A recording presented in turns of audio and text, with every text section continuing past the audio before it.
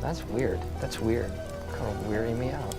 You are a sad, strange little man. Crazy. This is crazy. This is crazy. Isn't that weird? That's weird, man. It's strange. What's up, campers, and welcome back to episode 99 of Camp Strange. I am your camp counselor, Alex Tobin. And I'm your other camp counselor, David Stokes. And we're back to bring the spooky, wacky, weird, strange, and metal. Oh, and yeah. Before we get into any of these longer stories we have for you today, we got to catch you up on any of the news you may have missed in this wacky week. And, David, I have a news story right here. As Delaware shop owner throws pizza at would-be robber.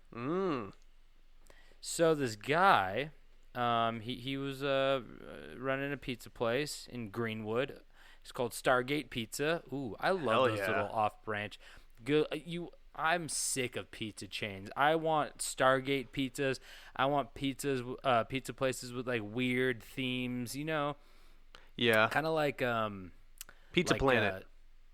Oh, that's a great one. I was going to say not Circuit City. Is it Circuit City?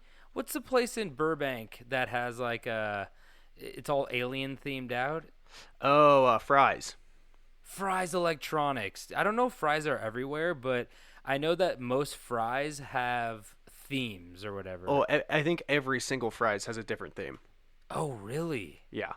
Yeah, the one in Burbank's Alien Invasion, and there's like an alien saucer sticking out of like the front of it, and there's like giant ants hanging out of the walls, and like army trucks that are like split in half and stuff. Yeah. And it's very fun, and I want pizza places more like that. And I don't know what Stargate Pizza looks like, but I hope that there's a guy with a little gold thing on his forehead. You know what I'm talking about? Gold circle with a line going through it and a few more circles. Is that Stargate Enterprise? Yeah, man. No, that's Star Trek Enterprise. Stargate. Fuck.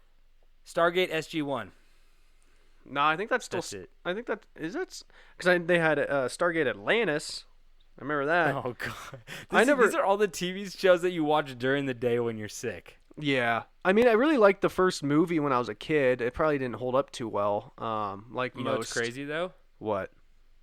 The guy with the gold thing on his head, he's the voice of Kratos in I knew God that. of War. It's pretty awesome. Fuck. Okay. Anyway, let's go back to this pizza guy. Nice try. Because a man ran into the pizza shop wielding a machete, and he said, "Give me all the money." And he said, "I don't have any money." Which he probably doesn't because nobody's doing cash. You know, it's all like, even my barber was like, Venmo me. I don't want to, you know. Well, I'm going to stop you there. If anybody has cash, I think it's a pizza stop. You think? Yeah, because people are there, you know, you can pay online or you can pay with cash. And I feel like if I'm ordering from some shady pizza place, I'm going to be paying with cash. No, but you want to order, like, you use your credit card. I feel like no one uses cash anyway anymore. Well, I'm talking delivery. People use cash, but. Oh, but yeah, I guess you're right. But regardless, this machete-wielding man got a face full of fucking pizza as the pizza guy threw the pizza at the machete man, and instead of putting up a fight, he just ran to his car and drove away. He fled. I hope that was a hot pie. I hope that burned. It's crazy that this guy had a machete and somebody threw a pizza at him. This is like the perfect. It's like Fruit Ninja in real life. He could have done. Yeah, he could have sliced it up. Imagine somebody throwing a hot pie at you and you just slice it right in half. Oh god, that would be the coolest. It's like John Wick shit. But in a Stargate pizza. Maybe he was severely lactose intolerant, and that cheese just touching his skin just burned him up like a vampire in silver. That's what it is, right? Oh, maybe. But yeah, so that's the news. That's the news right from me. That's what all. Do you got? That's all of it. No. So Lowe's worker forced to change Black Panther Wakanda Forever shirt after customer complaint. What worker? Lowe's, like the hardware store. Oh, Lowe's worker. Yeah. Some He teenager. wasn't wearing a Lowe's uniform. Well, I think. I mean, some places like Target, you just have to wear like a red shirt. Maybe he just had to have like a black shirt with like the apron. Maybe the apron is the outfit, kind of like Home Depot. Oh, okay. I I'm a almost said Lowe's Home guy Improvement. till I die. Yeah. I don't fuck with Home Depot. Yeah. It's always hard though because sometimes you have to go to both of them to find what you're looking for. Well, here's the thing. The Home Depot Lowe's is like the Denny's IHOP argument that everybody has, where you prefer the one that is nicer in your town. In my town, IHOP is nicer than Denny's, so I'm an IHOP guy. Okay. But I've heard arguments where the Denny's is nicer in their town and the IHOP's shitty, so everybody's like, I'm a Denny's person, you know? So what are you, David? I'm pretty sure they both fucking suck. Oh, yeah, they do, but like it's, but those are that's like David versus that's like ketchup versus mustard. You know what I mean? It's just kind of like it's classic. Those are the classic staples in America. Yeah, I know. My college campus had an IHOP, or was it Denny's? See, I told you they're one and the same. I think it was a Denny's. Like it was like bunched in between all the dorms, and it was like the only restaurant in the area. Oh, and I've seen them do that. It's like a Denny's Express. Exactly. That's exactly what it was. But all they had were burgers and fries. They didn't have fucking flat jacks or whatever the fuck you call them. They didn't have no waffles. It was just boigas. Rumor has it, if you show up there with a machete, they'll throw a pancake at you. That's why you bring a fishing net, so you can just snatch it and run. But yeah, no, they put an IHOP, like on my last year of college, they put it like a weird IHOP Express there. But like, remember when IHOP did the fucking thing where they switched to IHOB? Yeah, International House of Burgers. Yeah, that was weird. But wait, so we didn't even go back to the story. So that's true. A Wakanda shirt. Yeah, he was wearing a shirt that said Black Panther, Wakanda Forever, and someone complained that it was racist, and his manager told him that he would have to buy, a shirt in the store or go home and change. Oh, I wore my Ant-Man shirt, and my uncle came in and screamed at me. Yeah. He's like, you love your aunt more. What the fuck's your problem? Oh, I thought you were going to go the route that his house was infested with ants and he hated them. No, he's jealous of his fucking wife. That's true. Aren't we all? Oh, my God. You know, people be sensitive nowadays. They wildin'. They wildin'. Yeah. But speaking of, I don't even know if you said teens, but teenagers are dressing up as mask-wearing grandmas to try to score alcohol. Now, David, you're especially going to like that. I know you've seen that. You know why? Because this became popular on TikTok. Ugh. What did I say last week? Can't get enough of those dancing teens. We didn't get reported yet, so I can say it again. Which is a joke. I just want to clarify that one. That is a joke. Just don't go into Lowe's, David. You'll be okay. But yeah, I guess like these teens are just wearing their masks, and then they're just like wearing babushkas and like long dresses that cover like their ankles to their wrists, and then wearing like heavy makeup. And people are like, and they're wearing like grandma glasses too, which is a really nice, accent that like cherry on top. Yeah, you get some leopard print glasses. Like, you're tricking everybody. Let's not kid ourselves. Yeah. And they're scoring. I mean, I'm not gonna lie. They're still buying. This guy's holding up like a $4 bottle of wine, and I'm not here to judge, but if you're high risk, high reward, right? Don't be walking in being like, oh, give me a $4 bottle of wine, and then you get busted by the cops, and now the cops are beating you up in the parking lot because you bought the $4 bottle of wine. And they're like, nerd. They're getting that one that has the kangaroo on it. What's that one called? We've had that before episodes for sure. We've had the lowest of low wine up to the 12th of $12 wines. I think there was that one time I bought a nice bottle. Time. I mean, we've had a couple. We've dipped our toe in the nice wine pool. We're not used to the waters, and you know what? I don't know if I want to get used to the waters because it's a slippery slope. Exactly. All I heard is that I just heard get a bottle over $10 to prevent the hangover. Like, obviously, the nicer the bottle you get, the less hangover probably, or what do they call them? What do they call it? $2 chug? Sulfates. There's less sulfates in nicer wines. So if you get the really cheap wine, you're getting a lot of sulfates. But I've definitely taken some Carlo Rossi giant glass jugs to the face. Yep. So. Oh yeah. And David, do you have another news for us? I've got two more. One's really quick. You know what? Both of them are very quick. Stats in Canada report that no one has named their baby Karen since November 13th, 2019. Yo, that's crazy. Yeah. I love how many people are upset that there's like, Oh, it's so this offended. is a racial slur, and you're like, shut, like, oh You're my just God. proving the point, Karen. Yeah, it's like if you just roll with the punches and you're just like, it will go away. The more you fight it, the longer it stays. You know? Have fun with it. Exactly. Wait, All so right. you had 2 though. You have another one? I got one more. I thought this would be a good one to end it on. I really thought that you were gonna find this one and say this one because it's so good. Well, I do have one more. Does it have to do with a shark? No, but should I wait and read mine real quick then? Yeah, do yours real quick. Okay, I have another one that says Iceland is broadcasting the world's screams to relieve coronavirus stress. So basically, there's an app you can download, I believe, and it was like a tourism thing, I think, or I don't know, maybe it looks like it's a tourism thing, but it also looks like it's like, like pro COVID, like help, mental health, de-stress type things. But they set up these yellow boxes on like really, really peaceful remote places in Iceland. And I've gone to Iceland once. It was very nice, and it is vast, and there's like, I think sheep outnumber people there. Yeah. So there's like no one there, and they set up these boom boxes, like these giant speakers, and you could go on this app or something. I have to find this app or whatever the hell they're doing, and you could scream into your phone, and there's like a video. There's like a live video feed of these boom boxes, and then it like plays it. So it's like screaming out in the middle of these like really peaceful green hills and waterfalls and everything. So you could let out all your frustration and,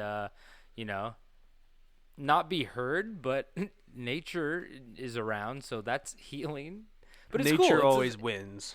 It's a very cool, little thing they're doing. I think it's fun. I got to find this app though. Just Gotta find screaming. this app. I'm going to scream. Everybody needs a good scream. I usually pick my time to do a good scream when I'm underwater. Those are the funniest screams. Yeah. Also, I just want to know about the guy who's probably, they don't know that he lives like right around the mountain from this. He's just been hearing these fucking horrible screams for the past 2 weeks. Yeah. He's probably gone insane if he wasn't already. He's like, don't go beyond the hill. There's children being murdered over there. All right. I got one more. This was just too good. Mike Tyson to fight a great white shark as part of Shark Week for Discovery Channel and it's titled Tyson vs. Jaws Rumble on the Reef. Whoa. Okay. I don't know how Now- that's going to happen, but have you seen Mike Tyson recently? I heard he's faster than ever. He's like in his 50s now, maybe even 60s, and he looks more massive than he did in his prime. Really? He looks like a machine. Mike Tyson's going to live forever. I hope so. I like how we were all focused on like that face tattoo for so long. Now it's like I don't even notice it. Oh, yeah. Don't even It notice was like it. a cultural phenomenon, and now everyone's just like, oh, that's just Mike Tyson. What's so weird about it? Like, that's just Mike Tyson's face tattoo. That's not weird. Yeah. Also, Gucci Mane's ice cream tattoo on his face, that was fucking crazy. It didn't last very long, though. Oh, is it not there anymore? I don't think so. Maybe it did. I feel like it got rid of it pretty quick. I just want to also add that the top comment here from user Reddit 7th Level Sound said, "Sharks don't have ears, so I'm not sure about his chances." They got a big old fin. Are you kidding me? Take a I know. chunk out of that motherfucker. Shark meat. That's my best Mike Tyson impression. I honestly didn't know what the hell you said, and I was like, what the fuck? I said, shark meat, and a Mike Tyson like. Shark meat. You better come over here, Thok. I'm gonna fuck you up. Oh, I love Thok meat. Yeah, who doesn't? It's fun. Who I mean, done? the real question is like, are they putting the shark on land or Mike Tyson in water? I think it's only fair to do 2 different rounds of each. Imagine if they just beached a shark and then had Mike Tyson murder it in front of everyone. just pummeling it to a and then a Leonardo puddle. DiCaprio runs out and he starts fighting Mike Tyson because he's killing a shark. I don't think Leo would make it. No, yeah, he wouldn't, but he would go down swinging because that Yeah. boy loves sharks. He just loves nature. Talk about the worst Instagram account to ever follow. I had to Not fun at all. It's not fun. All it is like pictures of like, I don't know, starving polar bears I understand. I get it. It's something people need to be aware of. We need to change, but like, come on, man. I want to show me a behind the scenes photo of you having fun with your buddy Brad Pitt. I want to see all your young girlfriends. All of them. Make sure you tag them. He hasn't dated anybody over 24, right? Probably not. Is Someone that a thing? He dumps them. Yeah, it's like if you look on like line, there's like Leo's dating graph. It's like he's dated like Bar Raffaelli and like all these other like models and stuff. And I think sounds like a tennis player. No, she's a Victoria's Secret model, I think.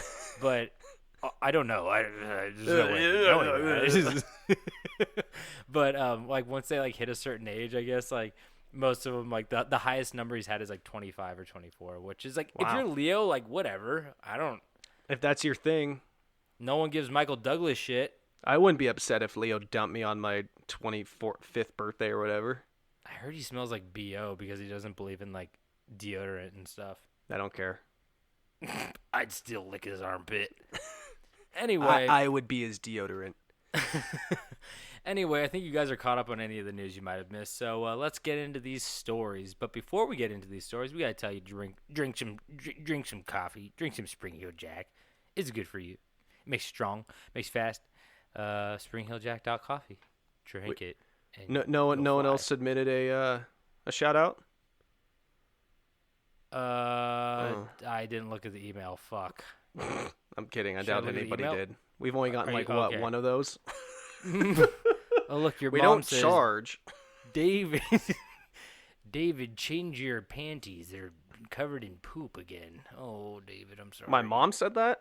Yeah, she sent an email. It's believable. She learned how email worked. I hope anyway, so let's get into these stories. Now, I have a little bit of a longer one today, so I'm just going to jump right into it. Now, David, you like metal. Am I correct in saying that? Yeah, love metal. Metal as in the material and the music. You're a metal guy now. Oh, I mean, I've always been a metal guy. I go through phases of being vocal about it, but yeah, no, I've always enjoyed the music genre of metal. You're like a Mastodon guy. Oh, love Mastodon. Okay, who else you rocking with? In Flames. In Flames is always fun. Okay, maybe a little Metallica. Some classics in there.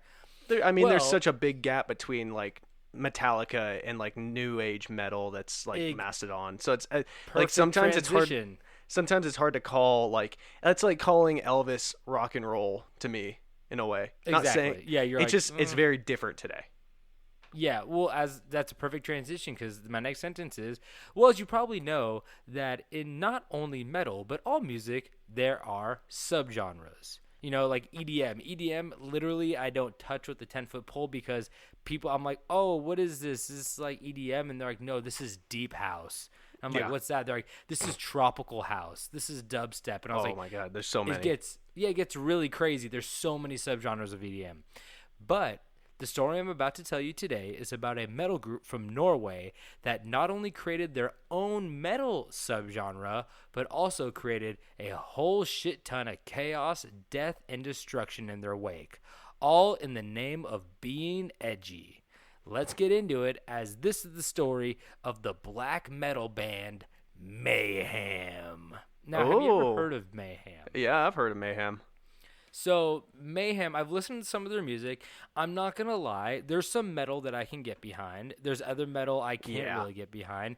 And this is more of like throwing a pig in a wood chipper type metal, which is not bad metal. It's to each their own, but it's very like stuff like that. That sounded like that sounded like that Mongolian guttural music. Yeah, I don't know what you call that. It's like, shit's crazy. I wonder if they killed anybody. I'm sure they do have. A story on them. So let's get into it. So it was 1984 in Oslo, Norway, when a young 16-year-old guitar player by the name of Olstein Arseth. See, I'm gonna get a lot of these wrong because his name starts with an O with the sideways line through it. It's straight looking like the Ghostbusters logo. Yeah. So, like I said, he was a 16-year-old guitar player named Ulstein Arseth, and he decided to form a heavy metal band along with his friend and bassist Jorn Stuberud and drummer Kjetil Mannheim. But luckily, we don't have to go off of these names because they all have nicknames, and who doesn't love a good nickname? So, first things first, though, the band needed a name, and they found their name, Mayhem, in the very influential band Venom's song, Mayhem and Mercy. I've never heard of Venom, but this is also the 80s, so they might have been like popping in the 80s or 70s or whatever, you know. Yeah. But, so they got their name, Mayhem, from the song Mayhem and Mercy. And although the band had its name, the members also needed their names. See, Jorn Stuberud, the bassist, had already branded himself. I fucking love this name. I think this is the best name out of all of them. He branded himself Necro Butcher. That just rolls off the tongue. It sounds so good. It sounds like a class you could pick in the game Diablo. Yeah, for sure. It sounds like Triangle Head from Silent Hill should have been named Necro Butcher. Yeah. Anyway, I heard, is that your computer going off? that was your computer. Nice try, asshole. I don't think so. Because it's all rerouted into my headphones. It came out of my headphone from your area. The fuck? Anyway, we'll keep going since Necro Butcher wants us to. And Mannheim, which was the drummer, he actually didn't want a new name, which is, I mean, I don't blame him. He's like, everybody pick your name, and the guy in front of you is like, Necro Butcher, and you're like, I'm not gonna beat that. I'm gonna go by Mannheim. Can I be Steve? He's like, wait, what was his real name? Kjetil. Kjetil. Kjetil. Yeah, he's like, can I go by Steve? And they're like, I guess that's kind of edgy compared to like what our names are. Yeah, I want to appeal to the Americans. I am American. Fuck everybody. But he didn't take a new name. But Oystein, Arseth, who at the time went by Destructor, that was his old name. Is that a He-Man character? Possibly. He's like, he went by Skeletor. He decided that he needed a new rebranding along with the band. So he changed his name to Euronymous, derived from the demon. What, you don't like that more than Destructor? No, I love it. It sounds like a weird part of the periodic table. Oh, yep. Good call on that one. Because we're science men and we know all of them. What? Huh? Oh, yeah. We know that. You know the most abundant element, whiskey. Yeah. Whiskey and science makes the world go round. So, but Euronymous actually is derived from the demon Euronymous, which is a blue-black skinned corpse eater, demon of cannibalism, and a member of the Grand Cross of the Order of the Fly, and was ranked as a Prince of Death. You know what's impressive about that one? His military, how many badges he probably has on his jacket.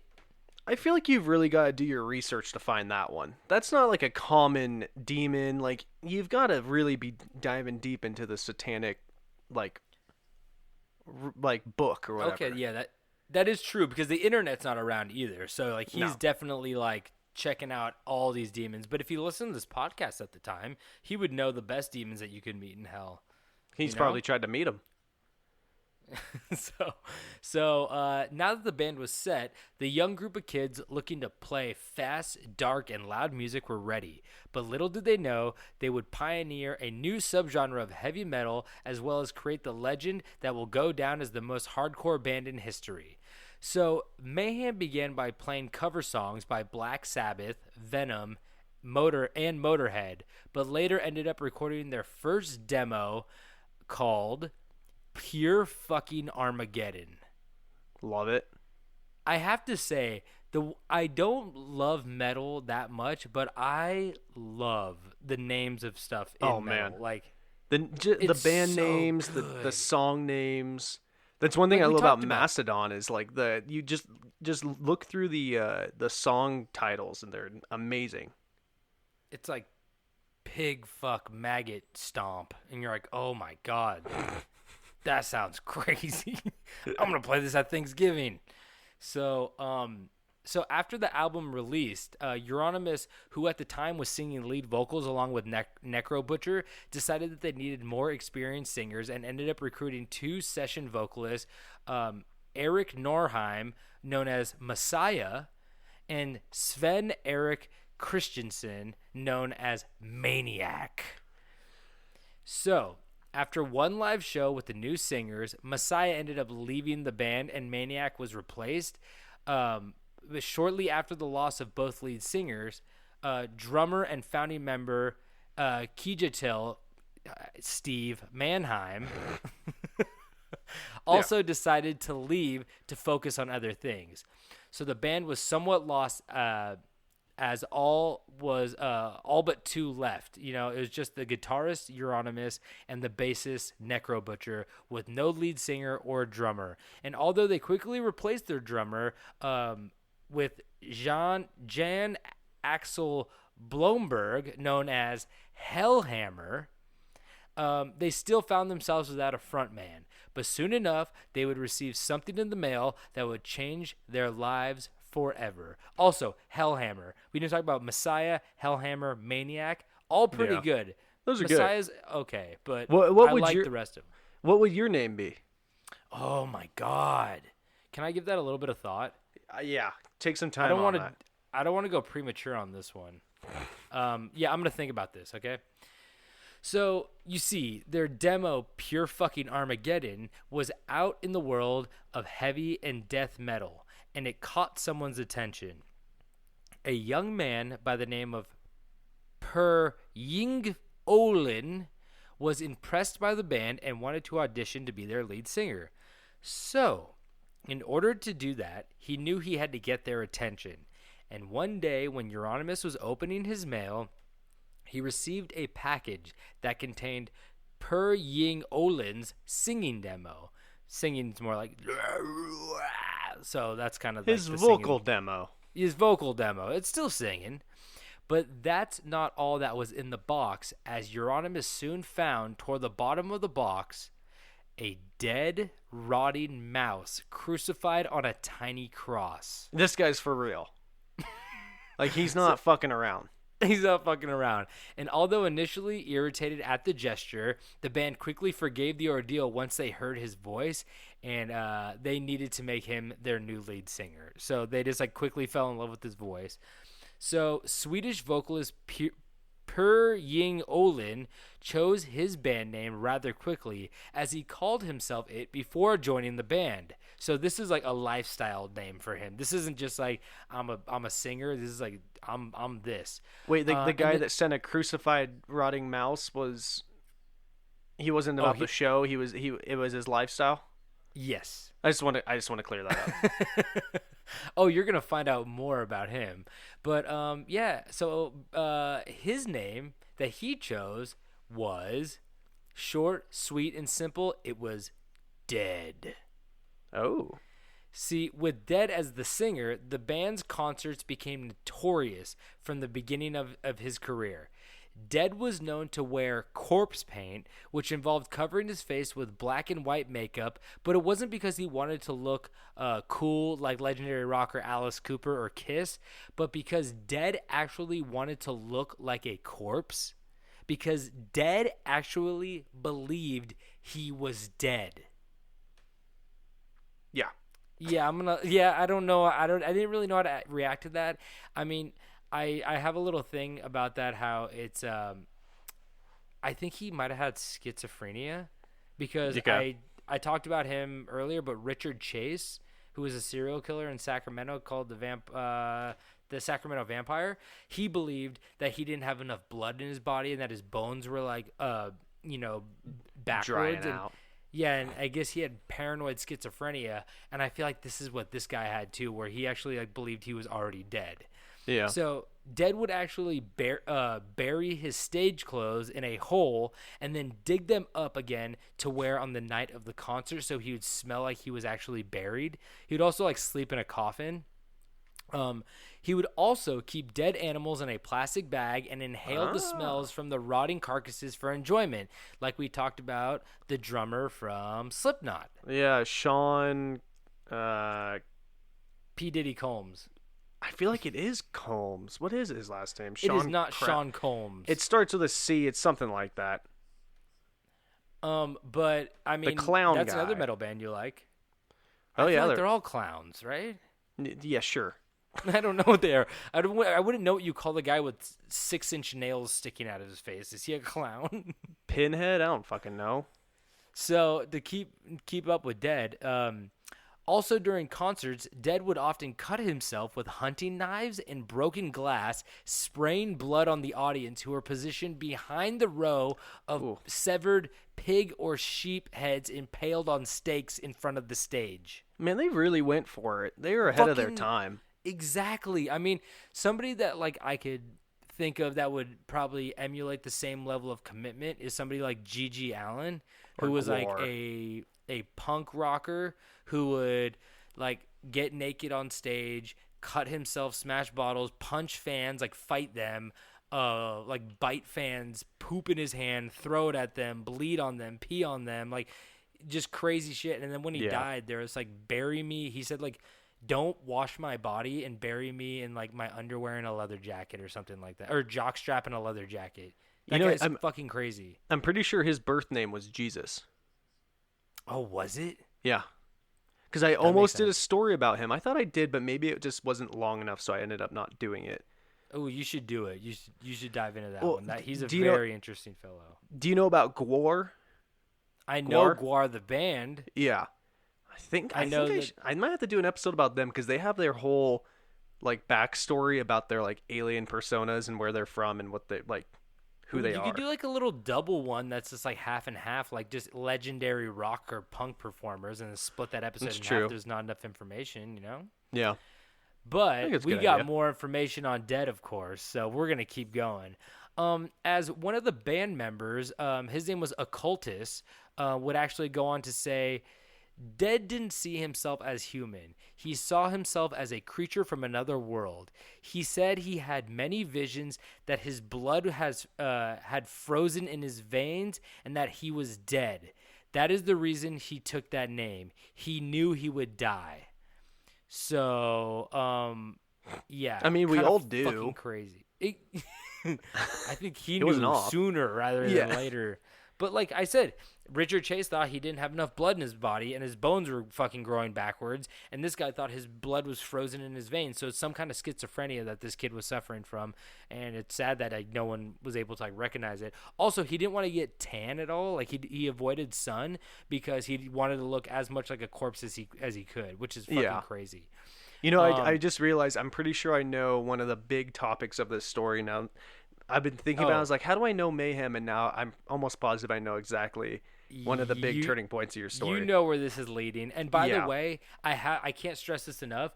If you guys want to watch a fantastic movie, if you have a stomach for it, watch on Hulu. I think it's still on Hulu. It's called Lords of Chaos. I think I've mentioned it on this podcast before, but it's so good, and it's basically telling this whole story, and it's absolutely nuts. I think one of the Culkin brothers is in it. One in Waco. The one in Waco. Is it Rory the younger one? That's still. Yeah, it's not Macaulay, and it wasn't the guy from Scott Pilgrim. It was. There's a third. I think there's a third, unless that's the same guy. I don't know. But it's really, really good. So go check that out if you can. So the music they were making was different than what the other metal bands were doing, and in turn birthed the new subgenre of metal called black metal that would forever be associated with Mayhem because of Dead and because of the guitarist and the bassist and Necro Butcher and everything like that, and Euronymous. It was just like very unique to what was going on at the time. And in 1990, the members of Mayhem moved to an old house in the forest near Oslo. which was used as a place for the band to rehearse. They began writing songs for their next album, but it wasn't long before Euronymous and Dead began to get on each other's nerves. Drummer Hellhammer recalls that Dead once went outside to sleep in the woods because Euronymous was playing synth music that Dead hated, and Euronymous ended up getting so pissed that he went out and slept in the woods in front of the other band members. He was pissed, so he went outside and began to fire a shotgun into the air to try to scare him or some shit like that. But there are also claims that Dead once stabbed Euronymous with a knife as well, which is fucking crazy. But that just goes back to Euronymous was all ego because he was the founding member of the band who kind of got everybody together, and he was all ego, so he wanted to be the front man, and I think he was jealous of Dead and also didn't like Dead disrespecting him in front of the other band members. And he was jealous of Dead because Dead was actually hardcore, and Euronymous kind of had a little bit of a filter where he's I'm doing this for the image of the band, but I don't actually want to fucking cut myself on stage and go sleep in a coffin. I want to give that persona, which is totally fair. He didn't have schizophrenia, so but on April 8th 1991, Dead ended up committing suicide in the house owned by the band. He was found by Euronymous with slit wrists and a shotgun wound to the head. Dead's suicide note started with the sentence, "Excuse all the blood," and included a brief explanation. "Nobody will ever understand this, but as a sort of explanation, I am not human. This is only a dream, and soon I will awake." The full text has become public, and it ended by saying, "I didn't come up with this now, but 17 years ago." So I guess he's trying to say this isn't a hasty choice I made. This is I've been planning this for 17 years since I've been dead. I've been always planning to die, or you know what I mean? Well, how Very old? strange. Do you know how old he was when he committed suicide? Ooh, I want to say he was this is a guesstimation, but somewhere between 21 and 24, I believe. Okay. So he's basically, I think he was exaggerating, being I was 4 years old when I figured, you know what I mean? Yeah. Well, that's what I was wondering, if he was 16 at the time, because being this was a decision before I was born kind of thing. Oh. I think he was a little bit older than that, but he was definitely still very young. Yeah. And attached to the note, Dead left the lyrics of the song Life Eternal, which was one of their songs. And when Euronymous found all of this, I think this is what maybe the detail you knew about. This is exactly what I once said Mayhem. I was I'm pretty sure that's the band that did that. Yeah, so when Euronymous found all of this, he went to a nearby store and bought a disposable camera to photograph the corpse. After rearranging some items, he moved the shotgun and the knife to position it on top of the body, he took a picture, and one of these photographs was later used as the cover of a bootleg live album, Dawn of the Black Hearts. So if you Google, I'm not saying to do it, but if you Google Dawn of the Black Hearts album cover, the fucking album cover of this band is their lead singer dead. Yeah. And it's just him dead, and it's insane. It's the most crazy thing I've ever fucking heard of. Yeah. It was absolutely insane. But what's even more fucked up is that Necrobutcher recalls how Euronymous told him of the suicide. And I guess he wrote, Euronymous called me up the next day and says, quote, "Dead has done something really cool. He killed himself. I thought, have you lost it? What do you mean cool?" He says, "Relax. I have photos of everything.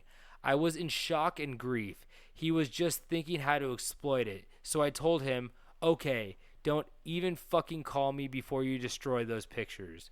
And of course he didn't destroy the pictures, and he made them the album cover, which is I think Euronymous, everything he did was to have more of a hardcore image, regardless of sympathy or empathy or anything like that. Yeah, no, they went, you can't if you're going to do that. Yeah, and I mean, they probably had their falling outs, but that's just next level shit. Yeah. Jesus. So Euronymous used Dead's suicide to foster Mayhem's evil image and claimed Dead had killed himself because black metal had become trendy and commercialized. That's not true. He killed himself because he thought he was dead and he had probably schizophrenia and he'd always wanted to do this. But he was creating his own narrative. And in time, rumors spread that Euronymous had made a stew with bits of Dead's brain and had made necklaces with bits of his skull. And I knew about the necklaces. I didn't know about the stew. So the band later denied the former rumor, like he didn't make a stew out of his brain, but confirmed that the latter was true. So he did make necklaces out of bits of skull. And moreover, Euronymous claimed that he had given these necklaces to musicians he deemed worthy. So he was just giving them to like other musicians and be like, this is a part of Dead Skull. You earned it. You're a real black metal musician. That's so just insane. I know.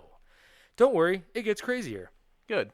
So, Dead Suicide affected Necro Butcher so much that he left Mayhem, which we kind of all saw that coming, especially after like burn those pictures or I'm going to fucking kill you. And he obviously didn't burn the pictures, so he left Mayhem, thinning the band's ranks down to just two, Euronymous and Hellhammer, the drummer. The group performed for a short time thereafter with Occultus singing and playing bass. However, that was short-lived as he left the band after receiving a death threat from Euronymous. So obviously Euronymous is not a fucking great guy, as he's threatening people, he's exploiting his dead friends, he's driving people away by going against their wishes, just not very, he was doing everything he could to get ahead in the band and life and his image, I guess. And after the death of Dead and the band falling apart somewhat, Euronymous opened a record shop named Helvete, which is Norwegian for hell, where other black metal musicians would congregate to talk music and all things evil. One of the musicians who would show up was a man by the name of Varg Vikernes, a.k.a. Count Grishnak. That, I think... That's a great one. I don't know if that, like, I'm just picturing, like, kind of like a Count Chocula guy. I just don't know, like, Grishnak. He must be someone, right? Count Grishnak? Is that some kind of... Should we Google it real quick? Yeah, just type in Grishnak. Grishnak. Yeah. Okay, I got it right here. His stage name, Grishnak, is taken from that of an orc in the Two Towers. Oh shit! Okay. And while the I wonder band which name, one. Do you know which one it was? I mean, is probably in the books. The movies weren't out yet. Well, obviously, but Yeah, but I wonder if it like- was like a Yeah, main but orc. in books, like you're like Grishnak, the head orc, or he walks out. But like it might have been like people who read the books and like saw the movies, like that's Grishnak, but they're not like Grishnak. You know what I mean? They're not like fucking yelling like that. Yeah, they didn't name him in the film, but he's like named in the book. Yeah, and I also saw there was like another death metal band or black metal band called Uruk-hai, and I was like, that's fucking dope. But Yeah, one of my favorite metal bands, like sarcastically but also not sarcastically, is 3 Inches of Blood. Whoa. And they're Canadian based, and their lead singer has like the most high pitch voice. It's very unique. Like Coheed and Cambria or something. It's like it's way more intense than that. I'm gonna look it up real quick. I want to read some names of some of their songs. One of their songs is called "Destroy the Orcs." Oh, well, let me just tell you this right here, because his band name Burzum, Yeah. It means darkness, and it was taken from the black speech inscribed on the One Ring in the Lord of the Rings. So his That's pretty band cool. name and his stage name are both taken from Lord of the Rings. So he's a Yeah. nerd. Yeah. But I those wanna movies read- are so good. I just want to read one more 3 Inches of Blood song titles because it's my favorite, and it's "The Goat Rider's Horde." Ooh. It just paints a real nice picture of a bunch of little goblins riding goats. Yeah, I don't mind that at all. I Yeah. like that. Yeah, it's Okay. great stuff. So let's get back to the story. Like I was saying, a guy that used to come by the shop was named Varg Vikernes, aka Count Grishnak, who quickly caught the attention of Euronymous because of Varg's one-man music project, Burzum. So like I said, he played all the instruments in Burzum. He never performed live, but he would like do the bass, do the drums, do the guitar, sing the song, and it was like all him. So, it's like the first Foo Fighters album. What? That was all Dave Grohl. No way. Yeah, he did the drums, bass, guitar, vocals. Wow, that's pretty cool, actually.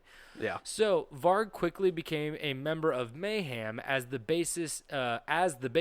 After Euronymous took the 5-year younger musician under his wing and decided that he would release Burzum's records on his new black metal label as well, called Death Like Silence Productions. So when he opened up the record shop, Helvet, he also opened up a vinyl releasing, whatever label, black metal label called Death Like Silence Productions, and he started releasing like all black metal stuff on it because they kind of created it and they had the market and everything like that. So, opportunity presents itself, entrepreneurial way.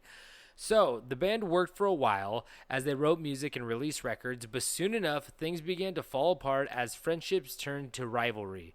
Basically, what ended up happening was that Varg wanted to continue to be more metal, more evil, more hardcore, and not just talk the talk, while Euronymous knew that what they were doing was all for their image, like we stated earlier. A fellow friend and drummer, Faust, went on to say, "It sounds really silly, but I think there was a bit of a contest between them to see who could be more evil. It created a very difficult situation, especially for Euronymous, who wanted the glamour and the showbiz. With him, there was a lot of smoke, but not so much fire." So he was basically saying Euronymous was just like, let's talk shit about the government, but not do anything. And then like, what's his name over here? Not Faust. I just said his name. Oh my God. Oh, Varg. Varg wanted to be like, no, let's like kidnap a politician and then like hold him for ransom. I'm not saying he did that, but he was like, he wanted to do the shit that he was actually talking about. But to be completely fair, Faust, the guy who said that quote, also murdered a guy. Oh, that's cool. He went to a local, he went to like a local gay hangout place, and he sat there until like some guy like followed him outside and was like hitting on him, and he's like, "Hey, well, that's not cool." Like, he's like, "Hey, let's hang out," and then he stabbed him to death. Yeah, that's not cool. I know. He was like, I guess like, here's the thing that I also found out: a lot of these black metal guys, or not all of them, but like some of them, are like extremely like, they're like Nazis, white supremacists, homophobic. So they were like super, obviously like hate filled, and they were going after like, the people they felt like they hated and whatnot. Yeah. And one of the other things they really hated was religion, as we're about to get into. Okay. So because of this, Varg quickly began to spiral out of control and finally walked the walk they had all been talking about for so long, when he decided to start to burn down churches.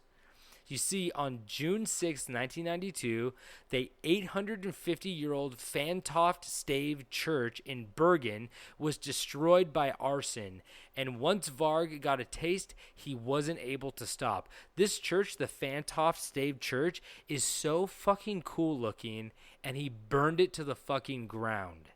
Yeah, that sucks. It looks like a one of those Japanese, like, it's like a mixture between like Norwegian and like Japanese architecture. It's so crazy looking. It's not like anything I've ever seen before. Luckily, they reconstructed it and rebuilt it after the fire, so it's a replica of the original. But it was thanks to Assassin's Creed. Yeah. You saw that, right? How when the Vatican, or no, not the Vatican. What was that one? Notre Dame. Yeah, when that burned down, Activision?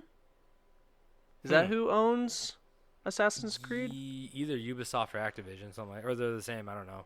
Oh, it's Ubisoft, but yeah, they had previously, for one of the Assassin's Creed games, they did like a full like scan of the entire church, and so they had like a mapping of every detail to be rebuilt. Whoa. Really? 'Cause So they they made gave they gave it to like the architects of like rebuilding Notre Dame. Yeah. Holy shit, that is I don't think it so worked. crazy. Well, I mean, Okay. they had it, but like for some reason, I heard something about them like not being able to like maybe they just couldn't fix it. They could rebuild it, but they couldn't like Yeah. repair it. Yeah, like architecturally there were some problems. They couldn't just they couldn't put a band-aid over it. They're like, we need to rebuild this or something. Yeah. Okay, that makes sense. But yeah, so obviously Varg was burning down these churches. Now they couldn't pin that one on him, but everyone's like, he did it. He was bragging about it. He definitely did it, but there's no proof to link him back to it. He went on to burn at least 7 more churches that they were able to prove, and even brought Euronymous along for the burnings, as many believe that he decided to go because he felt like his power and rep were being taken away from him.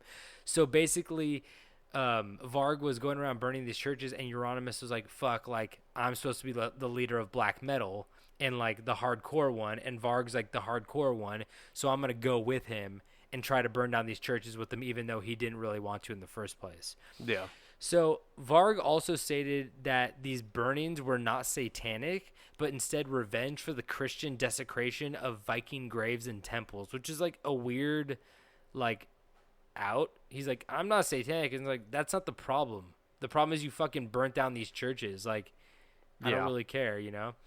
So Varg went on to make the cover of one of Burzum's album a picture of the burnt church as a fuck you to the police. But at the time, they could not prove that Varg was actually the culprit. They thought he was just like trying to be edgy, and they're like, you know what, this guy probably did it, but we can't link him to it. You know what I mean? Because it's fire. You know, it's hard to, unless you're there, it's hard to pin it on him. So. Also, at the same time, Varg was having problems with Euronymous because Varg felt like he wasn't being paid justly for his albums that Euronymous was releasing on the label, as well as Euronymous trying to take full credit for the church burnings and pretending he was more evil than Varg. So Varg was just getting really fucking pissed, being like, I'm not getting enough money, and now you're trying to say that you're responsible for like my ideas and whatnot. So, this is beginning to like boil over. So in late January 1993, Varg Vikernes called an interview to be performed by a journalist from Bergens Tidende, which was like a magazine or a newspaper. And Varg had requested the interview in order to gain publicity for the black metal scene and for Euronymous' record store, Helvete. So he wanted to, draw more attention to black metal and maybe sell some more records and whatnot. The journalist was summoned to an apartment and reportedly warned that they would be shot if the police were called. There, Varg and his companions told the journalist that they had burnt the churches or knew who had done it, and said that the attacks would continue. Varg also stated that he murdered a man in Lillehammer. He then posed for pictures holding knives and demanded that the photographer not get his face in any of the pictures. Once the reporter and photographer left, they went to the police immediately, which led to a police investigation, and Varg was put under arrest for a week. And Euronymous was extremely pissed that Varg would draw this much attention to the burnings and decided to close his record store due to the negative attention that it was receiving. There's a lot of like cops out in front, and they were like, following him and whatnot. And he's like, why? Like, obviously this Varg guy is ego too, and he's kind of dumber, where he's like, I'm going to go to the newspapers, and journalists can't report anything to police because he thinks it's like a confidentiality. Exactly, where it's like, and then the guys were like, no, you just told me you committed a murder, and then you kind of confessed to like these church burnings. Like, we're gonna focus all of our attention on you. Yeah, that works the other way around, that if you witness someone burning down the church and you give a statement, they will protect you. But if you're saying, I did the crime, fuck that. Exactly. And then he's like, take my picture, and he was like trying to cover his face and stuff and hold these knives.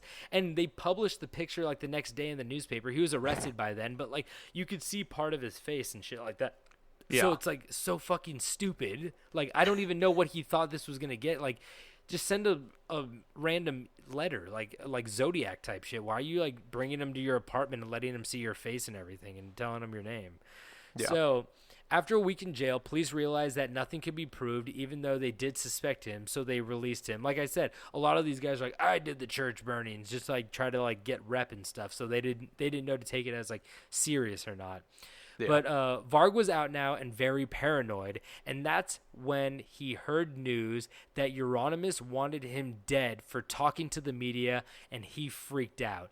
Now, Euronymous, like I said, he's all bark, no bite. So I think he was like, I'm going to fucking kill Varg. Like, he's fucking dead next time I see him. And he kept telling everybody that. He's like, he's a fucking idiot. I'm going to kill him.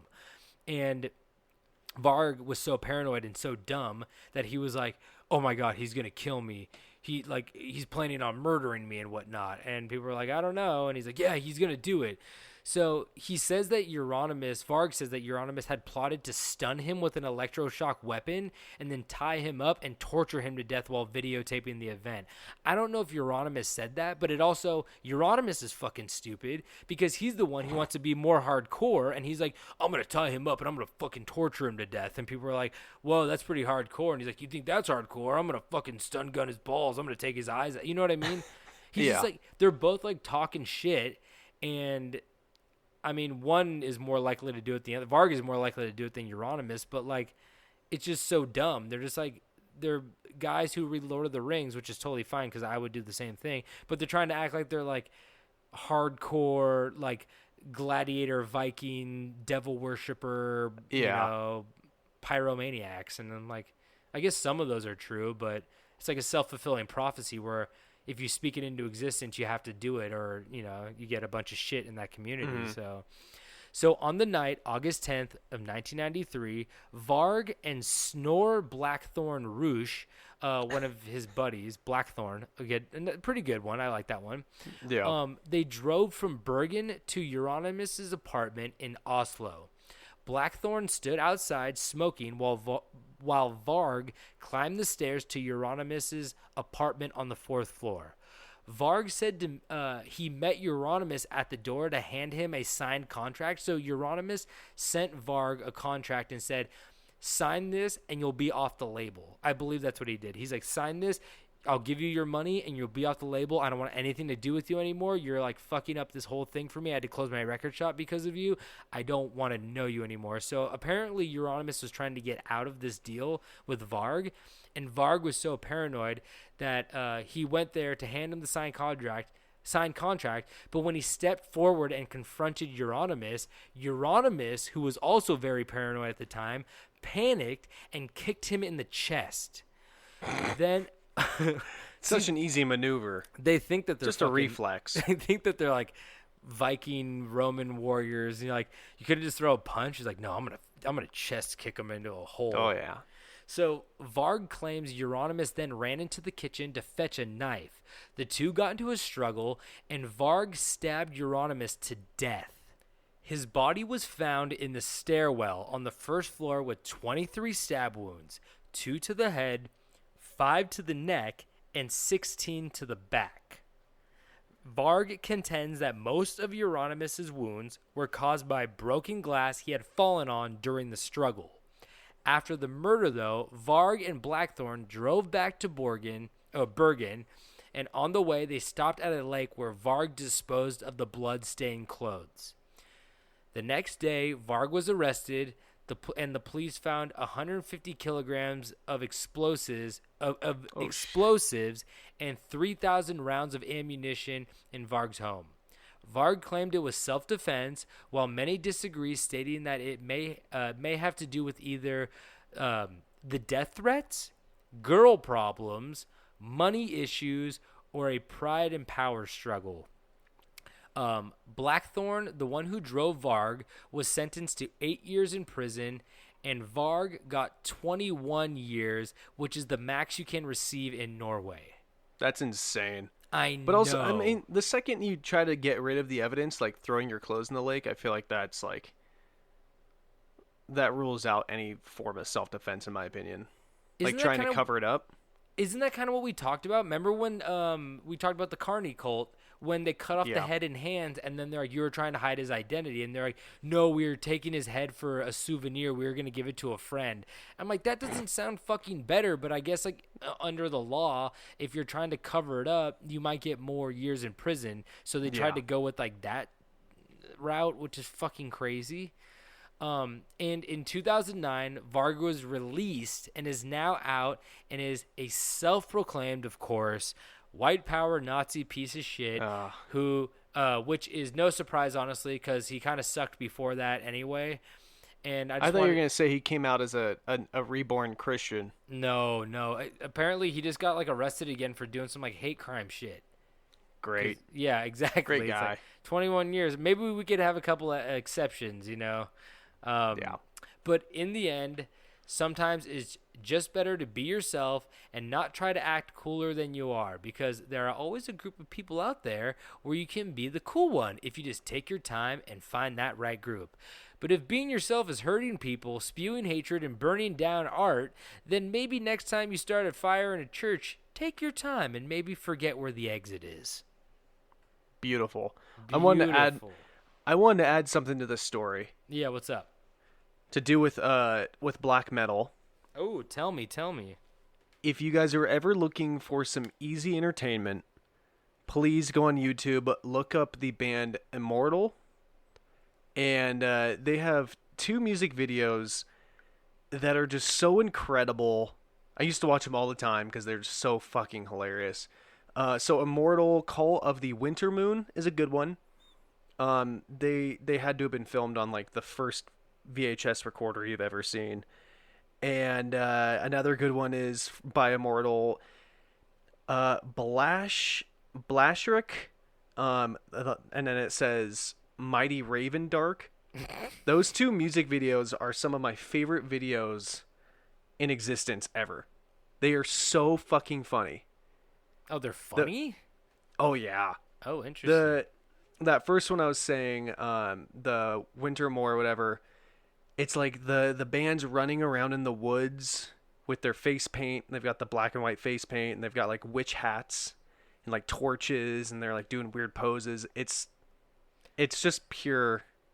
I was pure going to art. say, I feel like a lot of metal groups now, like, I mean, they do take themselves serious because it is art and you want to portray something, and, you know, but I think they also see like the comedic side of it where it's like, Oh yeah. it would be exhausting to be this evil all the time. So I think I think there's a separation now where like, even in the 90s, rappers talk about this all the time, where they're like, yeah, we were just like all talking shit, and like, you know, when Tupac and Biggie died, it was like too out of hand. You know, people were trying to like live this lifestyle when it was like, it was all entertainment. You know, we were talking about shooting somebody, but nobody was actually doing it. And then when like they died, we all like took a step back and we're like, what's actually going on here? This is entertainment. This is art. And it's just like with black metal, or any kind of metal. It's like, you don't need to murder somebody or burn down a church to pretend like you're hard. It's like, just do your persona, and people just like people who are going to, you know, be real and not be like, yeah, I like to murder people. It's like, no. Yeah. We like serial killers who like do that, and we go, but then like if you actually met one in real life, you'd be like, oh, this fucking sucks. Why do we like these guys, you know? Yeah.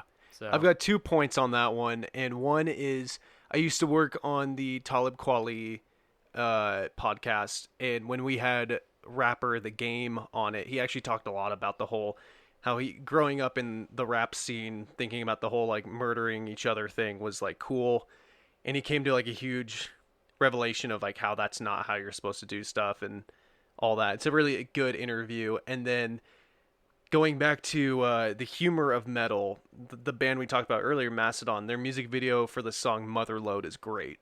It's very also funny. Yeah, exactly. Yeah. But and also last little recommendation, you guys, if you want to see this story played out in a movie, see Lords of Chaos. It's so good. Little warning, it is like intense at some parts, but we told you the story now, so if you want to hit pause and walk out of the room or fast forward, then you can fast forward during those parts. You know it's coming. But if you I thought you were saying you were gonna skip my part and go watch the movie. no. Well, Maybe. But yeah, go check the movie out. I think it's still on Hulu. Lords of Chaos. It's great. So I'm done. I also feel like we haven't acknowledged this is episode 99. Holy fucking shit. Yep, it's been a hot Yowza. minute. This is our last double-digit episode. Isn't that crazy? Oh, man. It's been miserable. It is hot. It is hot. And, yeah, That all right. So I guess... All right, Tobin, I'll start my story now. We all know how much you love your lists. Oh fuck! I love a good list. It really does keep my attention. You know, you get a little bit of everything in it. Yeah. But today is my day for a list. And I'm so glad you didn't do a list before this one, because that would have been weird. Dude, I almost did a list today. I was picking my stories. I was gonna do. It's such a cop-out. I was gonna do like historically weird, like how candies became into his existence, and I was like, because the last episode, or I forgot what got me in the candy mood. I was just in a candy mood. Well, the one about the 31 flavored heads from Baskin Robbins.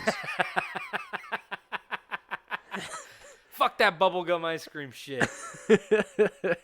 But like I was saying, today is my day for a list. Now, I won't be traveling to Japan because I think you've drained that lake dry. And, wait. The monsters? Oh, yeah. Oh, there's more, baby. So today, after a good call with my amazing friend, Brandon Fraser, I decided to make myself a list of Egyptian monsters. Oh, yeah, I love Egyptian monsters.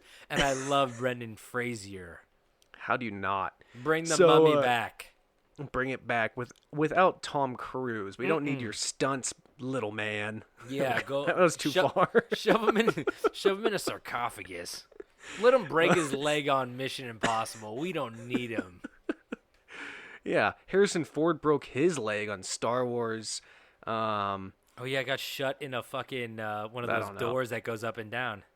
Is that what it was? I thought he was just running and he was as old as shit. No, the door closed on his leg, I think, and it fucking broke his leg. That makes more sense. I mean, that bastard's... How many planes has he crashed and, like, walked away from? So I guess that'd make more sense. How many parsecs was he going when he crashed it? So the first one on the list is Amit, Devourer of the Dead.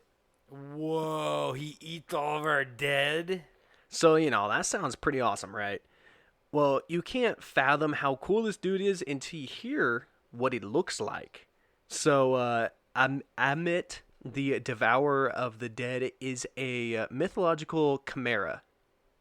Do you know what a chimera is? It's a car. No, chimera. It's Not a girl Camaro. version of the car. It's like a Porsche. Oh, yeah. Whoa. Don't talk trash on Porsche. No, Porsches though. Yeah. A Chimera, is that like a big beetle? What do they got in Egypt? What do they got in Egypt? Big beetles? So I figured you knew what a chimera was. So in Greek mythology, a chimera is a fire-breathing monster with a lion's head, a goat's body, and a snake tail with the head at the end. Oh, I feel so like it's got like a snake head. I feel like they have like when I covered the demons, they kind of have that kind of shit in hell too. So it's like that might be the same combo in a different like culture. So who knows? Yeah. Hell culture. As far as I'm concerned, a chimera just basically means it's like a monster that has bits and pieces from different animals. Pretty Frankenstein, badass. if you will. Yeah. Frankenstein's monster, I guess. Ooh, good save. Yeah, that was We don't that was need a those close one. Frankenstein's monsters heads coming at us. Yeah, we almost got canceled. But we're talking about an Egyptian chimera, which is, very different, but the same idea, like I said. So Amit had the head of a crocodile, the upper body of a lion, and the ass of a damn hippopotamus. Ooh.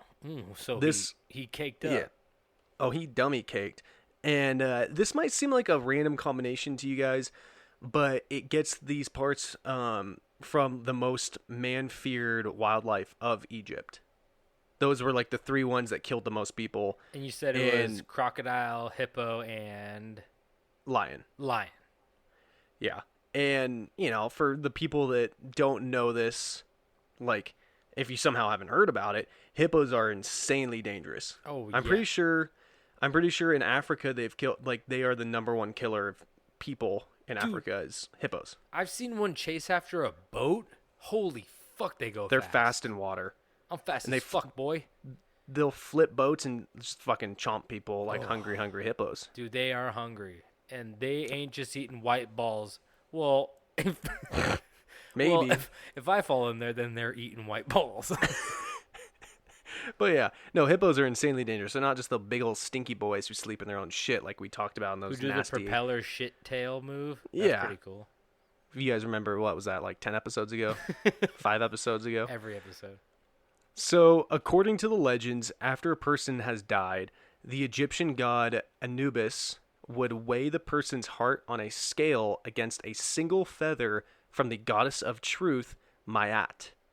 And if the heart was found wanting, it would be gobbled up by our stinky bottom boy, Amit, and the deceased's soul would be tossed into an eternity of a fiery afterlife of pain. No. Yeah. So he's a heart eater, garbage disposal boy. Basically, he'd eat your heart and shit you out in fire. Eat your heart out. So, our next monster, Apep. A-P-E-P. I didn't get... Apep. I didn't order this pizza. What pizza did you order? A pep. Exactly. So, Apep, the enemy of light, is the full name. And Apep was the arch enemy of Maat, the god of truth, which I mentioned in the previous story. Okay. Apep was a massive mythological serpent that stretched for at least over 50 feet from head to tail. Whoa. And yeah, this one is actually interesting because we have found fossils and evidence that there were snakes in the area who reached that same size. Anaconda, right? Well, no, they were called Titan boas. Whoa. So they were extra big boys. Holy shit. So I guess that, like, you know, if you want to buy into the idea that this is all fake, because it's all real. If you want to buy into the idea that it's fake, then it's like, well, people could have seen 50-foot snakes and been like, oh shit, there's the god. Oh, you know? yeah, for sure. I feel like that's how most things is, like, whether it be like an actual animal or like something just like in your side view of, like, you know, like Mothman and like all of our things where it's like, oh, people go, it might have been this thing, or like even the Flatwoods Monster, they said it was like a barn owl or something. Yeah, bunch of bullshit. So, according to the legends, every single goddamn morning, the Egyptian sun god Ra engaged in battle with Apep, who would hide under the horizon, preventing the sun to rise until Ra defeated Apep in battle. So they believed that every morning sunrise was attributed to Ra defeating Apep. Jeez, this guy can't get a day off. Seriously, I mean, you think your day job's bad. You gotta fight a 50-foot fucking snake every morning. Yeah. So, Apep was also blamed with creating earthquakes and its violent battles with Set, which is another god of, I don't know, Earth. I didn't Google it. And the desert god who... Oh, no, sorry, I did Google it. So Set was the desert god, and the battles that they had would also cause massive thunderstorms along with earthquakes. Ooh, I was gonna say, like, speaking of earthquakes, now you got me in like a Tremors mood. What a good movie.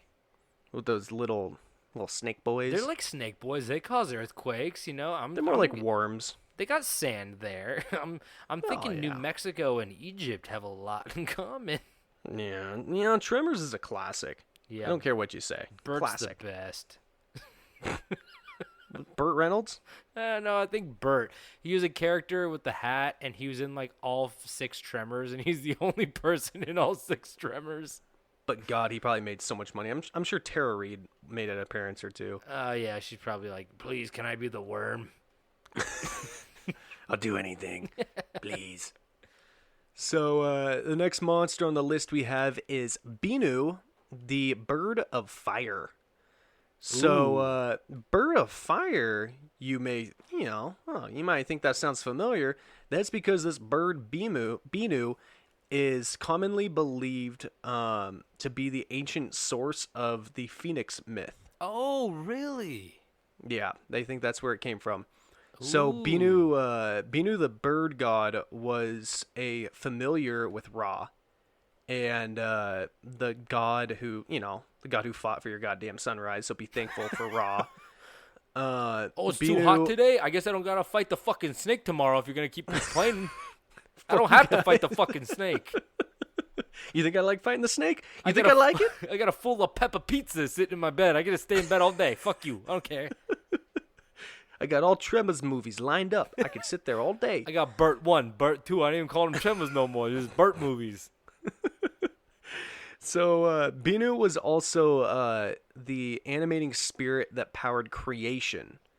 And later in European history, Binu was also associated with the idea of rebirth and was immortalized by the Greek historian Herodotus as the thing we know today as the Phoenix.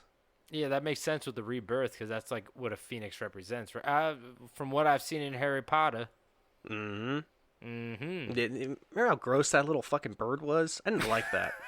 I don't want to say any spoilers just in case any of you Potterheads out there haven't seen it yet.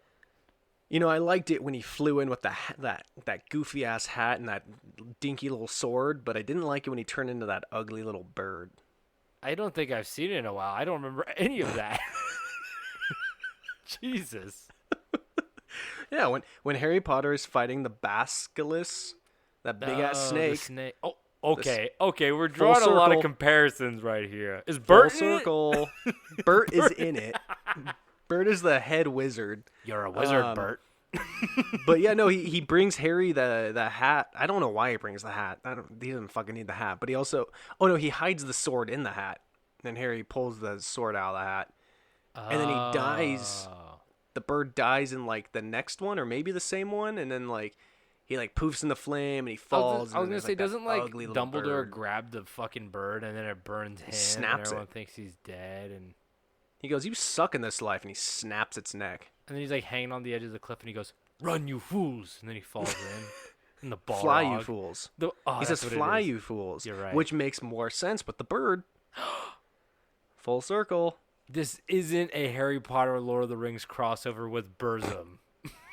This is an Egyptian version. Count Chocula.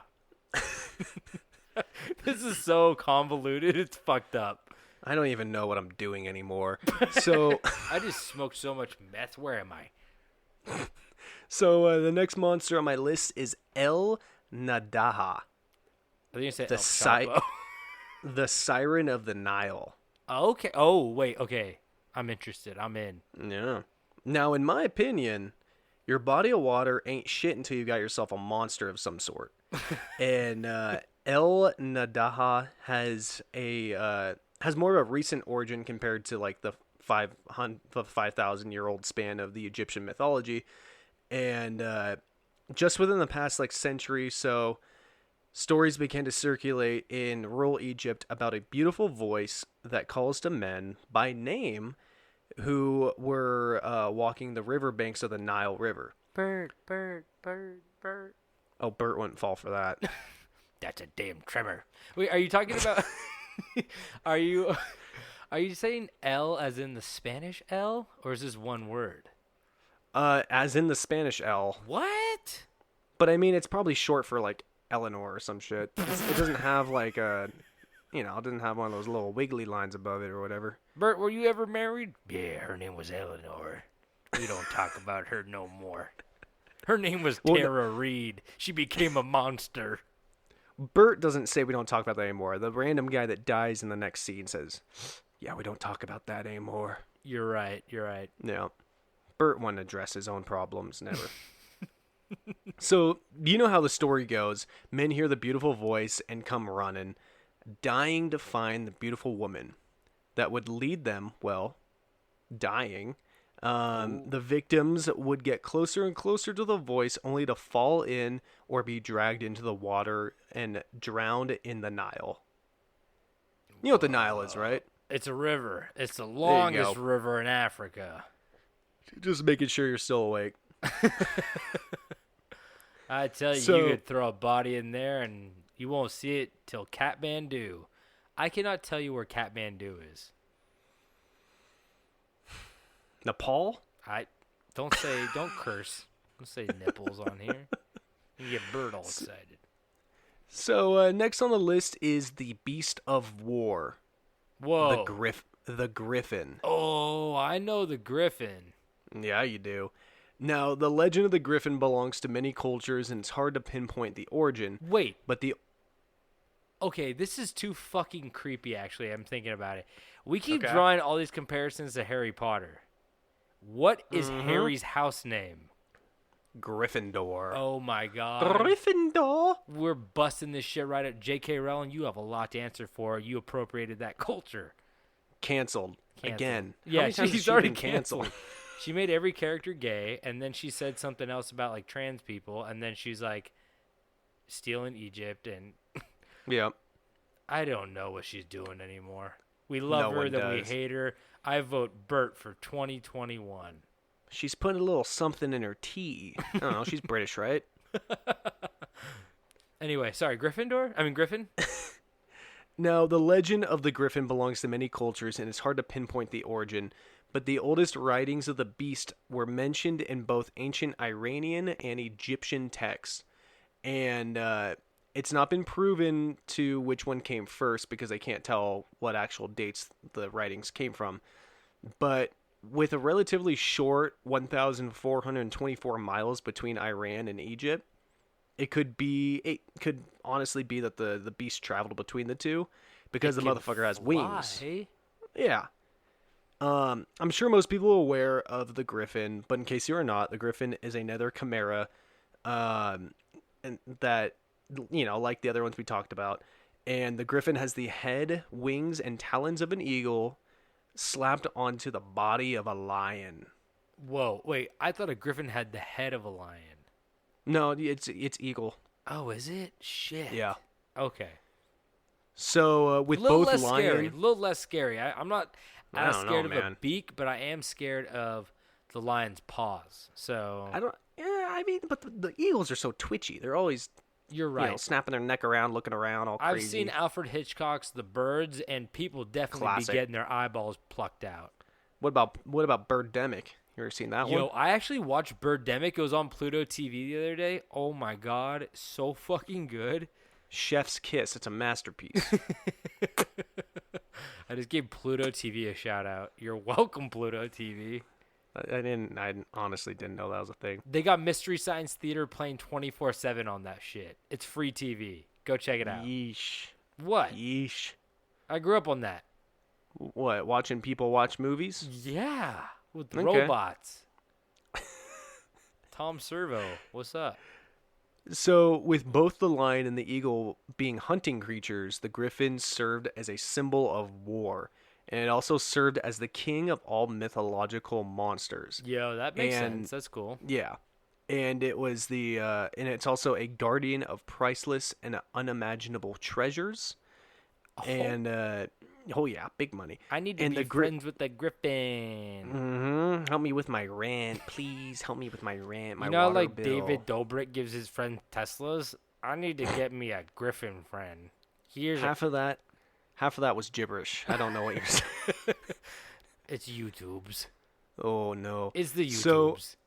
the griffin is also considered the king due to being part lion, and its well-known identity for thousands of years, and its well-known identity in most cultures. I think for the most part, everybody knows what a fucking griffin is.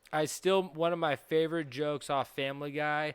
when Oh, they go, yeah. They go, "What's your name?" And he's trying to think of a fake name, and he looks around the room, and he sees a guy Yep. eating peas, and he goes, "Pea." And then he sees a guy crying, and a tear going down his face, and he goes, "Tear." And then he sees a griffin fly through the room, and he goes, "Griffin, Peter Griffin."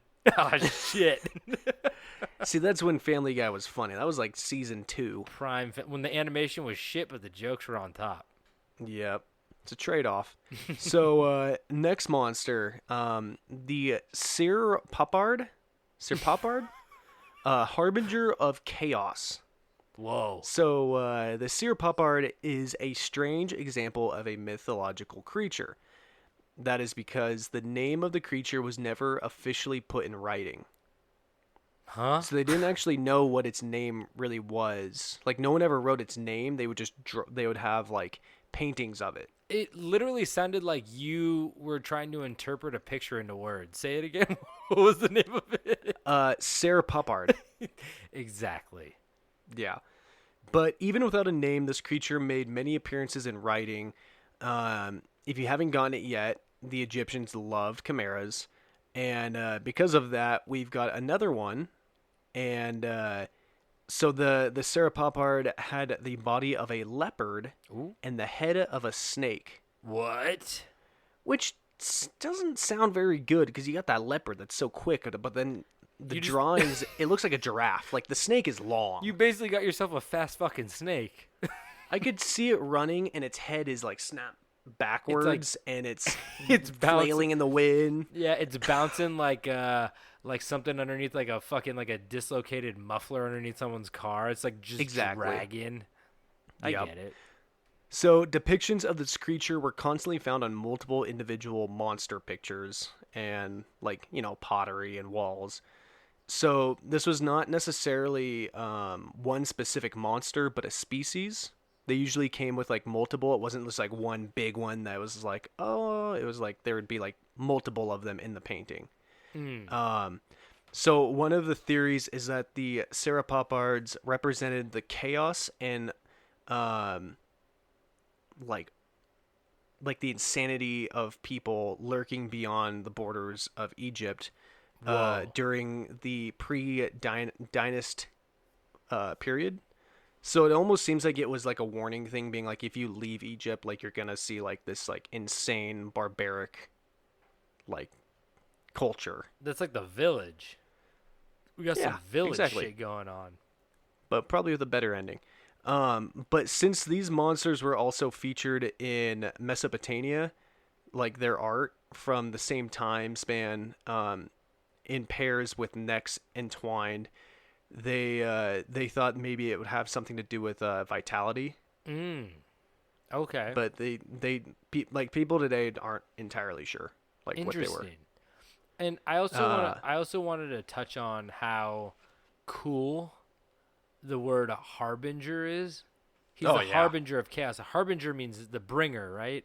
Something like that. I think it's like the bringer, which like the owner, like controller, which definitely ties into my fucking black metal name. I'm Harbinger. That's good, right? I was thinking just good old Snake Eyes for me. Snake Eyes Steve. Yeah. And when I perform, I have dice glued to my eyelids with snake eye. But they're sixes and no one told you.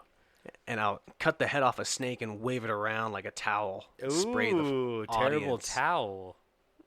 That is a terrible towel. So the next one on the list is a big one. Usually the first or second thing that comes to mind when people think of Egypt. Do you want to guess what it is? Pyramids or Sphinx? The Sphinx. Yeah. Yeah. Which is the teller of riddles. What? I didn't know that. I thought it just didn't have a nose. Its nose fell off. Yeah, it did. So, to much surprise, sphinxes aren't exclusively to Egyptian culture. The depictions of the human-headed, lion-bodied have been discovered in places as far as Turkey and Greece. Really? But the Great Sphinx of Giza is, or is it Giza? It's Giza. It's Giza. It's Giza. I don't know why Aw. No, it's Giza. The one from Giza is by far the most famous build of these monuments. It's probably the biggest, huh? Yeah, probably. There are two, differences between the Egyptian sphinxes and others, and the Egyptian ones have the head of a man and are described as unaggressive and even-tempered, so they're just kind of chilling. Yeah. While the ones in other countries are often female and looking very angry. Oh, shit. Yeah. I'm staying away. Yeah. But aside from the different genders and tempers, all sphinxes have the same job, which is to guard treasures, and they will not allow travelers to pass unless they can solve a clever and difficult riddle. I fucking love a nice riddle. Oh, yeah? I love escape rooms, and that's just a shit ton of riddles stacked on top of each other. Yep. It's true. I got in that coffin. You did get in the coffin when we did the escape room. You're like dead, dude. No hesitation. I'm gonna bury your clothes and fucking paint your face. So the second to last on the list is Uraeus, the Cobra of the Gods. So this bad boy isn't a pep, but just another snake. Uraeus is a reaming cobra that symbolizes the majesty of the Egyptian pharaohs. The origins of this cobra figure go back to the Egyptian prehistory during the pre-dynast period. So, oh god, it auto-corrected to Uranus. That's funny. So Uraeus was associated with the now obscure goddess Wadjet, who president over the fertility of the Nile Delta and the Lower Egypt area. When the Lower and the Upper Egypt were unified around 3000 BC, depictions of both Uraeus and Nekbat were diplomatically incorporated into the royal headdress and were known informally as the pharaohic court as the two ladies. Oh, so these were like the North and South Egypt's mascots? Yeah, and so they came together and became like the, like kind of basically like the crown. Yeah, piece. I mean, a snake's, let's not kid ourselves, a snake is great crown material. If we want to be making a crown, you can't be using hippos. It's too bulky. It's too bulky. Your neck is going to be all sore. Worms are just be covered in shit. Skinny. You got to get yourself a nice snake crown. Would you say covered in shit? Your head's covered in shit? Well, if it's a hippo. I got snake shit on my head. I got hippo shit on my shoes. Fuck. Should have never unified these countries. So now for our last and biggest grand finale of the monsters. Our last monster. Humankind. That's close. Oh. Have you ever heard of Omid Janali? No. I don't blame you. So he was a prison warden, and in 1926, the warden had accompanied an expedition in a mythical temple in Egypt, where he unfortunately met his end in search for riches. What? He crawled into a fucking pyramid? Wait, would you say crawled into a pyramid? Wait, what did he do? Yeah, they went into a pyramid looking for riches, him and some other people. Oh, God. It was there where he was attacked by ancient bloodthirsty scarab beetles. As he was dying and screaming and scratching at himself to remove the bugs, his monster hog popped out of his pants as he ran face first into a wall dying.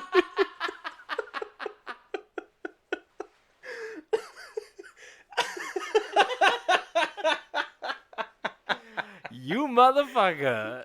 No, if you haven't figured it out yet, this is the character in the scene from the 1999 film The Mummy when the actor Omid Denali exposes his genitals in this PG-13 rated movie. I really love this scene. Long before I knew his dinky made an appearance. Okay, you guys. So this is going for a minute. This is the scene where the guy, the fucking like fat dude who's like trying to like steal some shit. I think he's like a guide. He gets like he's a warden. He's a warden. That part is true. Okay, he's a prison warden. Yeah, I didn't remember that. Like a beetle, like he's holding like the golden beetle, and then it like crawls out of its little shell and like digs into his hand, and then it goes up his arm and like into his brain, and he's like screaming and like tearing his clothes open, and then he runs headfirst into a wall. But while he dies. But when he's tearing his clothes, we talked about this so many fucking times. Oh, I love it. When he tears his clothes, when he's tearing at his clothes and shit like that, apparently his it's little or monster. I mean, wait, was that the last monster? Was it his hog? Yeah, it was his hog. The monster wasn't the scarab beetle. It was Omid's penis. But he's tearing out his clothes and his penis pops out apparently, and it's in the movie. They slowed it down like you could YouTube it, right? Yeah. Go ruin your YouTube history by typing in Omid's penis. Mummy, the Mummy, Omid's penis. Scarab attack. Oh my God. David made me watch that like 3 times. Fuck. the screensaver now. So that's my list of Egyptian monsters, and I hope you go watch The Mummy in slow motion, if you'd know what I mean. I feel like you only did this list to fucking tell that last thing. Yeah. You're a fucking sick man. Bert would not stand for this if he were here. Oh, Bert loves a worm or two. He does. He's like, God damn, that's the biggest tremor I've ever fucking seen. Hurry, feed it Tara Reid. It doesn't want it. It doesn't want it. Anyway, I think that wraps up our story today, or our stories today. And that was a nice little note to leave off on Snake Eye Steve. Yeah. But if you guys want any more information, you could go to campstrange.com and go check out all the hyperlinks for all of our social media there. You can also send us an email at campstrangepodcast@gmail.com, or you can rate, review, and subscribe, and possibly buy some merch if you want. The shirts are soft and they have cool designs. People compliment me on them, but guess what? I didn't draw them, so I can't be like, thank you. So I just go, cool. And if you guys want, we had an amazing artist do them. Yeah. Instagram's an incredible tool. You can find so many good artists on there.